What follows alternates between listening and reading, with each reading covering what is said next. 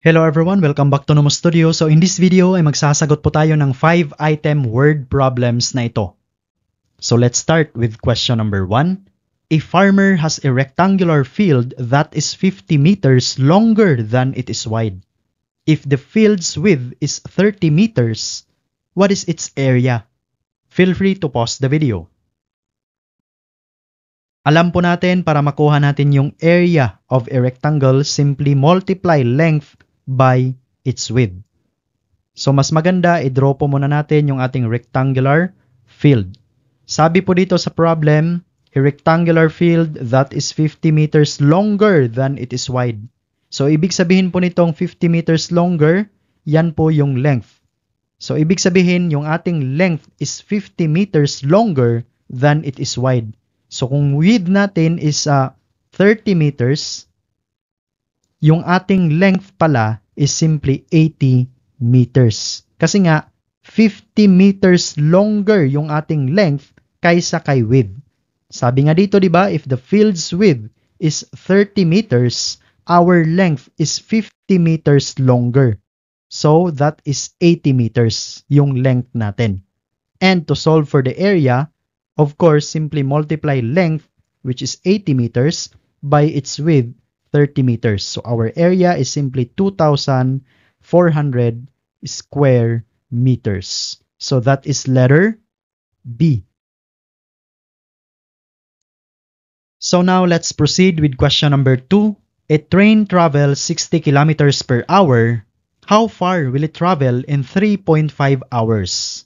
Is it 180 kilometers, 200 kilometers, 210 kilometers, or 240 kilometers? Try to answer the question by pausing the video. So we are asked how far. It means we are looking for the distance. As we all know, to solve for the distance, simply multiply speed and time. So ang speed po natin is 60 kilometers per hour while our time is 3.5 hours. So that means distance is equal to the speed, 60 kilometers per hour, times 3.5 hours. So, pag nakakita tayo ng decimal, medyo matatagalan tayo at mahirapan tayo. Convert na lang natin yan to its fractional form. Alam po natin na si 3.5 is simply 7 divided by 2 or 7 over 2. So we have to use that para mas mabilis tayo. Distance is equal to 60 kilometers per hour times 7 over 2 hours. So 60 times 7, that is simply 420. Diba? So 420 divided by 2. So our distance is simply equal to kalahati ni 420. Okay, that is 210. So 210 kilometers, and that is simply letter C. So we have question number 3. A basket of fruits contains 12 apples, 9 oranges, and 15 bananas. What is the ratio of oranges to the total number of fruits? Is it 3:4, 3:7, 9:36, or 1:4? Feel free to pause the video. So unang gagawin po natin, kunin muna natin yung total number of fruits. So we have 12 plus 9 plus 15. 12 plus 9, that is 21 plus 15, so we have 36. Ang hinahanap po natin is yung ratio of oranges to the total number of fruits. So ratio of oranges to the total number of fruits. So 9 over 36 or 9 is to 36. Pero mas simplify pa po natin yan. Alam natin both numerator and denominator can be divided by 9. So numerator divided by 9, that is simply 1. Denominator divided by 9, that is simply 4. So the answer is simply 1 over 4 or 1:4. That is letter D.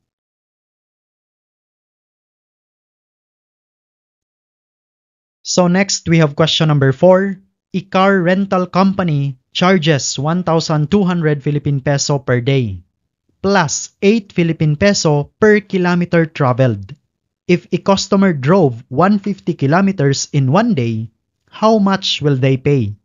Is it 1,800 Philippine peso, 2,200 Philippine peso, 2,400 Philippine peso, or 2,600 Philippine peso? So again, a car rental company charges 1,200 Philippine peso per day plus 8 Philippine peso per kilometer traveled. Ngayon, yung customer nakapag-drive na daw sila ng 150 kilometers. So ang unang gagawin natin is i-multiply muna natin yung na-travel na nila na 150 times 8 pesos per kilometer. So 0 times 8, that is 0. 5 times 8, 40, carry 4. So this is 1,200 Philippine peso. So yung na-travel nila, nag-consume pala ng 1,200 Philippine peso plus 1,200 Philippine peso na charge per day.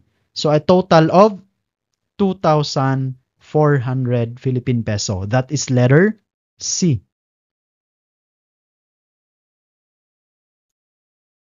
So next, we have question number 5. A product's original price is 2,500 Philippine peso. After applying a 12% tax, what is the final price? Feel free to pause the video. So para masagutan po natin at makuha natin yung final price, yung original price plus the 12% of the original price. So kumbaga ganito po yan. Original price, 2,500 plus the 12% of the original price, 2,500, yan na po yung ating magiging final price. So ang gagawin lang po muna natin ngayon is to solve the 12% of 2,500. So para mas mabilis po tayo, gamitin natin yung ating tips, technique, or tricks na ginagamit when getting the percentage of any number. So alam po natin na yung 12% na yan is pwede nating hatiin, magiging 10% and 2%. So a total of 12%. So para makuha natin yung 10% of any number, no, meron na po tayong technique dyan. Just simply move the decimal point from right to left ng isang movement. So ibig sabihin yung 10% lang pala ni 2,500 is simply 250. Okay? Now, yung 2% na yan, paano naman po natin makukuha ang 2% ni 2,500?